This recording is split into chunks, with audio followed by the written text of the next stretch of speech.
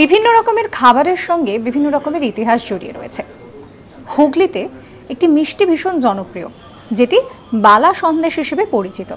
জানেন, এই বালা সন্দেশের সঙ্গে একটা পৌরাণিক গল্প জড়িয়ে রয়েছে।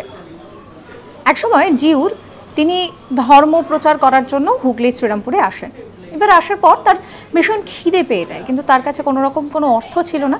তাই জন্য তিনি হুগলির একটি মিষ্টান্ন ভাণ্ডারের সামনে এসে তাকে খাবার দেওয়ার জন্য বলেন এবং তিনি নিজের হাতের যে বালা, সেই বালা খুলে দিয়ে দেন।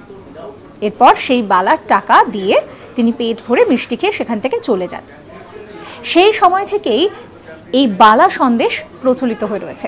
বর্তমানে এই বালা সন্দেশের দাম 25 টাকা। এবং শুধু তাই নয়, এই বালা সন্দেশের সঙ্গে আরও একটা বিষয় জড়িয়ে রয়েছে।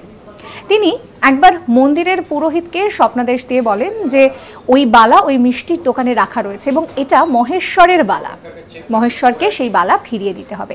সেই মতো মিষ্টির দোকান থেকে বালা নিয়ে আবারও কিন্তু মন্দিরে রেখে দেওয়া হয়। এরকম সমস্ত কন্টেন্টের জন্য সাবস্ক্রাইব করতে ভুলবেন না আজ তাক বাংলার ইউটিউব চ্যানেলকে।